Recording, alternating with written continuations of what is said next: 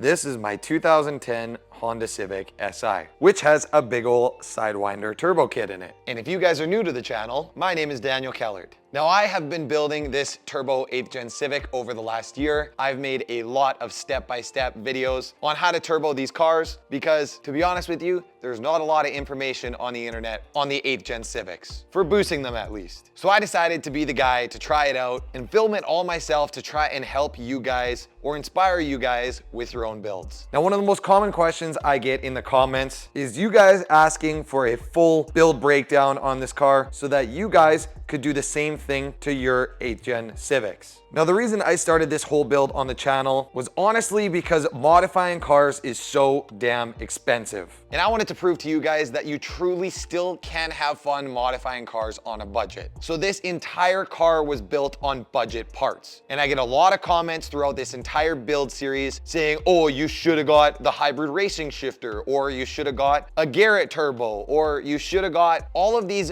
big name brand parts. Now, all the people that commented that stuff clearly missed the entire point of this build series, which was to show you guys that budget builds are still possible. Now, I haven't made a full price breakdown for this entire build on this car. I'm still working on it. But for now, I can tell you guys every single part that we have in this car, right down to the wheels and tires and brakes. And as you can see, this thing was definitely a budget build because it's got that monster truck fitment. We're still on stock suspension. But I do have a set of max speeding rods, coilovers waiting to go on this car. And yes, I said max speeding rods because this was a budget build. Now, before we kick off today's video, you guys do probably notice the Honda shirt and the Honda flag in the background. I also have a Honda hat on my head. Now, all of these items are still available on somethingcoolco.com. All of the money from any of the merchandise literally goes directly back into the channel. I don't save any of the money for myself. It is strictly for making content for you guys. So kicking off this build breakdown, we are gonna start with probably the most important and biggest part of this build, which we didn't touch. The engine. The engine in this 8th gen is the engine that came in it from factory. I didn't open it up. I didn't put head studs in it. I didn't put a head gasket in it. This engine has 200,000 kilometers. And yes, I said kilometers. I'm from Canada. And it is the bone stock K20Z3 Honda engine. And this thing's been a tank so far. The only mod I would say we have done to the engine is we have a Jackspania Racing valve cover kit. The only reason I got that kit is because the valve cover already came pre-ported for vents for a catch can, and it's honestly a really, really nice kit. All of the parts that I'm gonna list in this video, I will have in the description box below as well. I'll try my best. If there's any missing, leave a comment and I will send you a link to where you can grab it. So there's not really any other mods to list internally on the engine because there is nothing. It's bone stock. So we're gonna list some stuff that I still consider to be technically engine mods. We have Bullboost performance engine mounts. Now, a lot of people I see in the comments are skeptical about these things. I've had 5,000 kilometers on this build. I haven't had any issues with them. I did probably one of the gnarliest burnouts that I've ever done in my life. Wait a minute, it was the first burnout I've ever done in my life. So the gnarliest burnout I've ever done in my life. And we ran this thing on the drag strip. I've been dailying it and beating the piss out of it on the road. And I've had no issues with the engine mounts. There is a little bit of NVH out of them, which if you guys don't know, that's noise, vibration, harshness. So it does vibrate the inside of the car a little bit, but that's to expect when going to a stiffer aftermarket mount anyways. Up next on the engine mods list, I'm gonna include this on here just because it was kind of a part of the valve cover that we got. We got a Bullboost Performance 2-port catch can. And to build that catch can setup, we got Jackspania Racing -10AN line for our PCV lines running from the valve cover to the catch can. I used two M16 by 1.5 to 10AN fittings, and those are what thread directly onto the catch can itself. Then I used two 45-degree 10AN fittings. I had to grab those from my local store called Mopac. Then I also used two 90-degree 10AN fittings from Jackspania Racing straight off of the valve cover. And that's it for engine mods. That's literally all of them. Pretty short list if you ask me for a 425 horsepower car. Next thing we're gonna jump to is a category that everybody loves the most, which is turbos. But I labeled it as forced induction because that's the technical term for it, and it makes me sound smarter. We are running the CX Racing Turbo Manifold Intercooler Kit, and it was pretty cheap. I would say it was pretty cheap quality-wise and price-wise, but we made it work. And you can make it work, it just takes a little bit of extra work.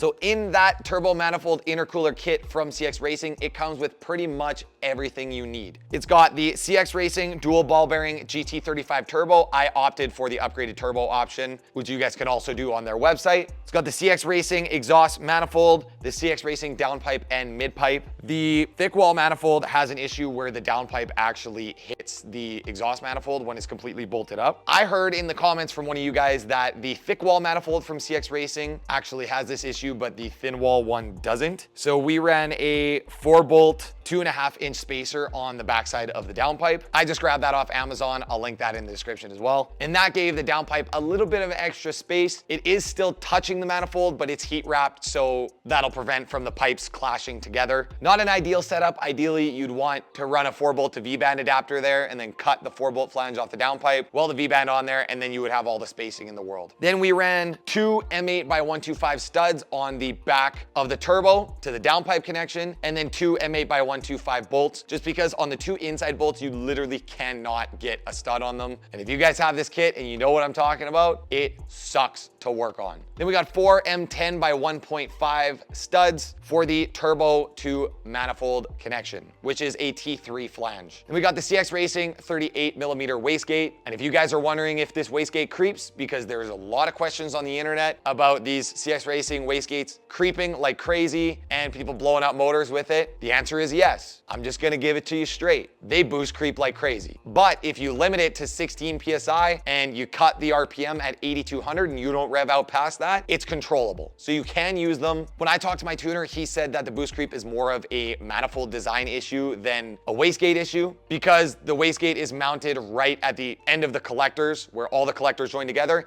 and it's 90 degrees to the collector outlet, not on like a Y connection. So the exhaust is gonna take the path of least resistance, which is straight through the turbo. It's not gonna take a 90-degree turn and go out of the wastegate. So to me, that's why you get the boost creep. You could try and put a bigger gate on it, but I think you're still gonna have issues. The answer to that would be to add in second gate and to put the second gate kind of on like a Y angle on the collector, or add it on the downpipe side. If I were you guys, I would talk to a professional fabricator, but for me, on a budget build, this setup worked. And we made 425 horsepower. So let's keep working down the list of the CX Racing parts. We got a CX Racing intercooler, which we also had to fab with the CX Racing brackets to make it fit. We have the CX Racing blow-off valve that came in the kit. I didn't even touch the thing, bolted it up, works good. We have a Speed Factory Racing 3-port boost controller. Initially, I did run a Honda at a 4-port. You can do that too. In my dyno video and in another video where I said that YouTube comments saved my 400 horsepower Honda, I explained to you guys how you have to wire the boost controllers in, because I did it wrong at the beginning and it bit me in the butt on the dyno. So hopefully my videos saved you guys from having that same problem. But I'm not gonna dive into it in this video because that would take forever. Next piece we got so that we didn't have to weld a bung on the oil pan on this car for the oil drain off the turbo is Jaxbania sells a wicked product. It is a timing chain tensioner cover plate that comes with a 10AN adapter so that you can run the oil drain from the turbo all the way to the timing cover, and then it drains through the timing cover to the oil pan. That way you don't gotta drill or weld any holes. It's not an ideal setup with this engine bay and the way that these cars are set up. It would be pretty good with a log style manifold if you had the engine straight, but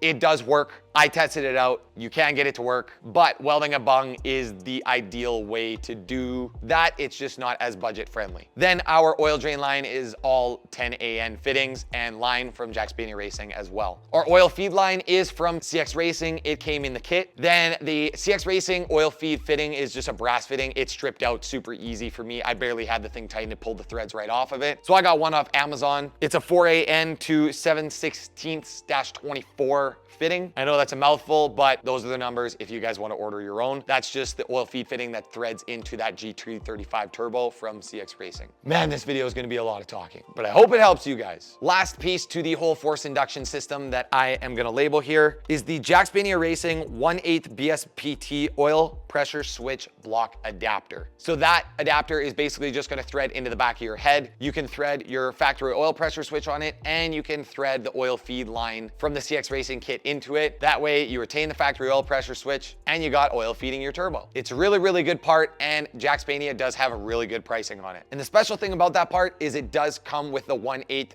BSPT thread, which is British Standard Pipe thread. The oil pressure switch threads on these K20 heads is BSPT thread. You cannot thread a regular 1/8 NPT fitting on there or you will ruin the threads. Next part we're gonna touch on is the exhaust, which in my case is a pretty easy category. We have the stock exhaust on this car, but how we made that stock exhaust fit is kind of another story. I kept the exhaust on this car stock because I wanted it to be dead silent, completely sleeper. So when I pull up to a red light, no one expects a thing. But we do have a 3-inch electronic cutout from Evil Energy, which is literally an Amazon part. And it's cheap as hell. I think it was like 150 bucks. But to make those two parts work together with the 3-inch downpipe coming off this turbo, it needed some custom fab work, which we did ourselves. So I bought a 3-bolt to V-band adapter off of Amazon, which that 3-bolt flange bolts right up to the factory exhaust. Then I bought a couple of 3-inch V-band kits off of Amazon that come with just 2 V-bands and the V-band clamp that you can weld to 3-inch exhaust piping. I bought 2 of those kits. Then to make the electronic cutout fit with the CX Racing downpipe, I did have to cut the CX Racing downpipe at a 45-degree angle, and then I was able to weld a 45-degree stainless steel elbow that I also bought off Amazon, and then weld a V-band on the end of that, and then weld a V-band on my electronic exhaust cutout, and then the whole cutout had V-bands welded to it, so I can just take it out whenever I want. But if you want more info on how that exhaust is actually set up, you can go watch the exhaust video on the Turbo HN build series on my channel. The only other parts that I'm really gonna include in the exhaust category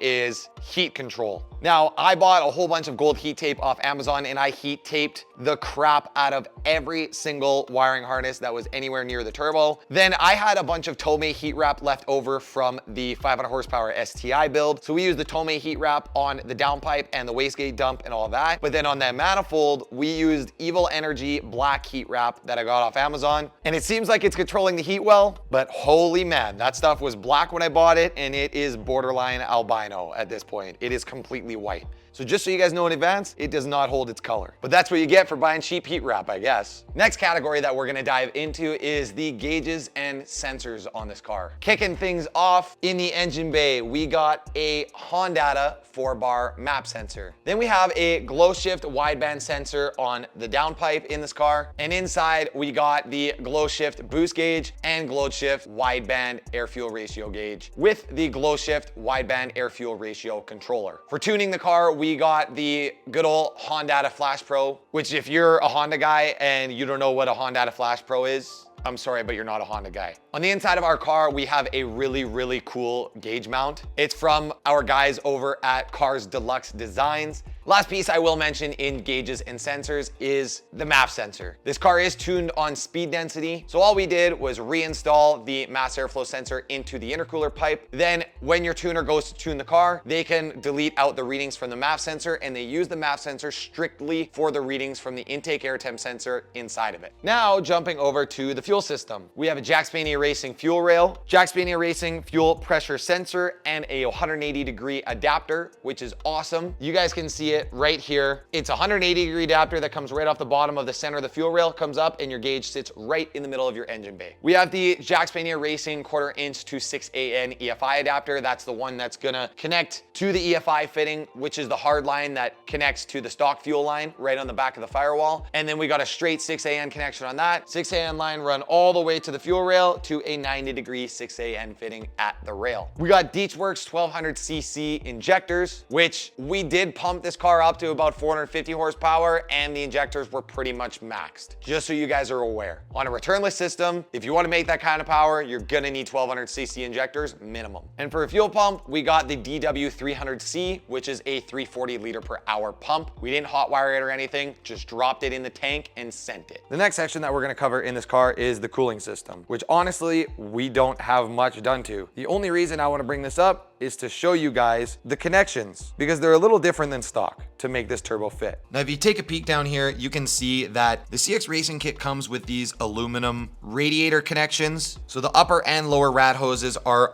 both aluminum pipes. You can see the lower one down there and the upper one is right here, which is nice because it actually bends underneath the throttle body coupler for the intercooler piping and comes right up to the upper coolant housing right there that we got from Jack Spania Racing. Now, the other pieces to the cooling system that we have, for starters, is the stock radiator. I didn't even pull the radiator out of this car. I'm sure a Mishimoto or a Koyo rad wouldn't kill this thing, given how hot these engine bays get, but the stock rad's holding up just fine. Especially for a budget build, I would save your money and put it towards other places. The Jaxpania Racing upper coolant housing is a really, really good addition, but I did have a subscriber reach out to me recently and point out that the Jaxpania upper coolant housing actually doesn't seal off the EGR port on these K20 heads completely. Now from factory, the upper coolant housing has a block off on the gasket, but the Jaxpania one uses O-rings on each individual coolant port, which means that all it is an aluminum plate bolted up to an aluminum block with no gasket in between.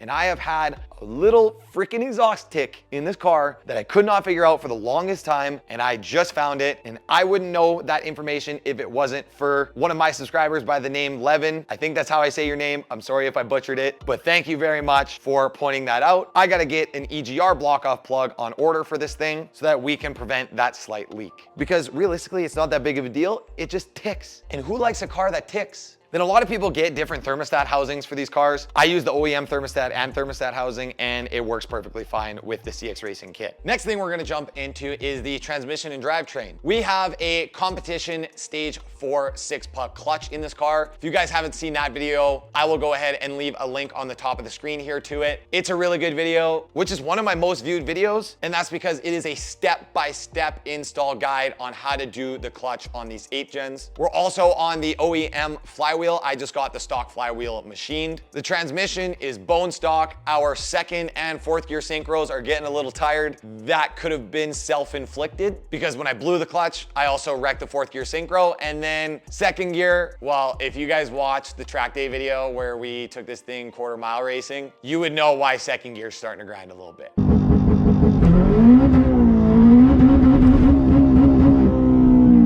That was definitely my fault. And to try and fix that issue, in our last video, we actually just installed a Jaxpania Racing short shifter, billet shifter cables, and a titanium weighted shift knob. So hopefully that combats some of our shifting issues. We might have to put, judging by the comments on our videos, a different master cylinder in it and possibly some D10 springs. Not 100% sure on that though. Also not sure about that last camera angle, but we're moving on. Let's rattle off a couple of quick ones. Brakes, bone stock. OEM pads, OEM rotors, kind of sketchy, but we're rolling with it. Suspension, bone stock. Haven't changed anything. Like I said, I do got a set of max speeding rods coilovers that we could slap in this thing if we want to. I haven't decided if I want to do it yet. On the interior, pretty much the only mod that we have done to the interior is this thing. I already mentioned the gauges and the gauge pod mount. The last thing is our big ol' flat screen TV Idoing head unit. I love these Idoing head units. I put them in every single one of the builds. And this one conveniently is super useful in this car because you can actually download the Hondata app on the Idoing head unit through the Google Play Store, and then you can connect it via Bluetooth to the Hondata, and then you can have all of your live monitors displayed on the head unit, which it's so big you literally can't miss it while you're driving. Now we're down to the last 2 categories, and the first one is lighting. Right now on this car, we do have the stock headlight housings. The one on the left is brand new. The previous owner got in an accident and replaced this side. It was very, very minor, just broke the headlight and the bumper. Then he didn't replace the one on this side, so this one is a little bit faded. I cleaned it up with a Meguiar's product and it lasted for, I'd say, a solid 2 months, and now it's starting to fade again. So I'm gonna give this thing an actual good sand and polish soon so it can perfectly match that side. Inside of there, we got LED high beams here and LED low beams there. Then we just have the stock signal light bulbs. Now, both of these bulbs are from a company called Colite LEDs. They sent these out to help out with the build because I think, to be honest with you, they were just sick of looking at our halogen lights because I was telling everybody it's a budget build, it's sleeper, we don't need LED headlights or else people will think that we modded this thing. So I was gonna leave the stock headlights in, but they didn't let that happen. They sent us out some. So if you guys wanna get your own set of Colite LED headlights, I will leave a link in the description and you guys can save some money. Also, when it comes to lighting, we have a fog light on one side and then we don't have a fog light on the other side. That is because the intercooler pipe is in the way and I couldn't run a fog light on that side. I'm sure I could figure out a way to make it fit. I just haven't had time to do that yet. But in the fog lights, we got some yellow bulbs in there. They were in the car when I bought it, but it does look cool having one yellow fog light with the nice LED headlights. Now, the last part of the build that we need to talk about is probably one of the most important pieces to a build, I feel like, and that is the wheels and tires. In my opinion, wheels absolutely complete the entire look of a build, so it's pretty important. And on 8th gen Civics, there's one specific wheel that for the most part looks good on any car, but specifically on these cars, I just think it looks so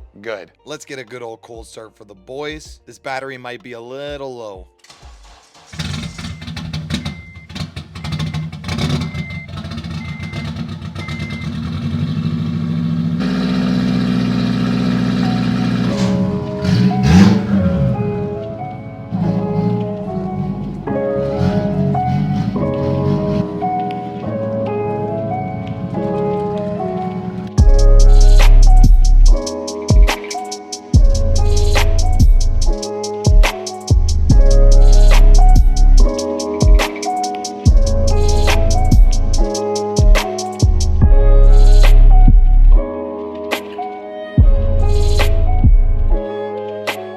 This car has a set of 17x9 plus 35 offset NK or NKI, however you say it, RPF 1s. And RPF 1s are relatively cheap. Like I said before, sticking to the theme of the whole budget build. And we're also sticking to the theme with the tires. We got a set of Zestino Acrovas. They are a 235/40 ZR17 tire. So it does have a bit of a taller tire on it. It's not low profile by any means, but if this car was a little bit lower, I think this would look absolutely perfect. I even thought about wrapping this thing a different color, but the black with the silver wheels just honestly goes hard in my opinion. So I don't know if I'm gonna change it. Now, as we wrap up today's build breakdown video, I forgot to mention to you guys, the CX Racing Turbo Kit does come with a filter and a silicone coupler, and it fits on just like that for daily driving, so you don't suck any debris or anything like that into your turbo. And this filter seems to be holding up decent to 16 pounds of boost. But we got one new mod to install in today's video because I think this thing's ugly. And when I'm at the track, I'm always running open turbo anyways. And this one last mod that we got is from our friends over at Bullboost Performance. I have been waiting for one of these turbo guards for so damn long, and I am so excited to install it. And just like that, boys, we got a turbo guard, which right now, since we painted the turbo black on this thing, just felt like the final piece to the puzzle. I say that now, but watch me paint the intake manifold black or get a black intake manifold in the future now. And if you truly are a car guy, you know that you're never really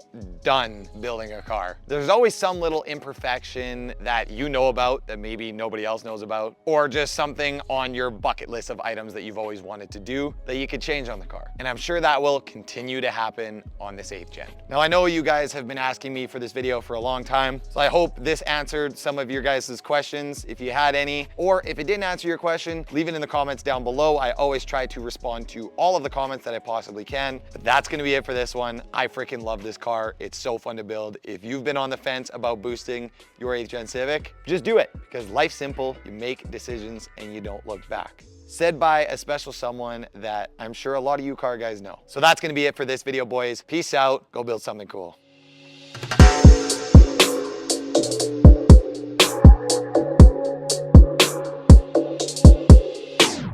I can't get over how freaking good that looks, dude.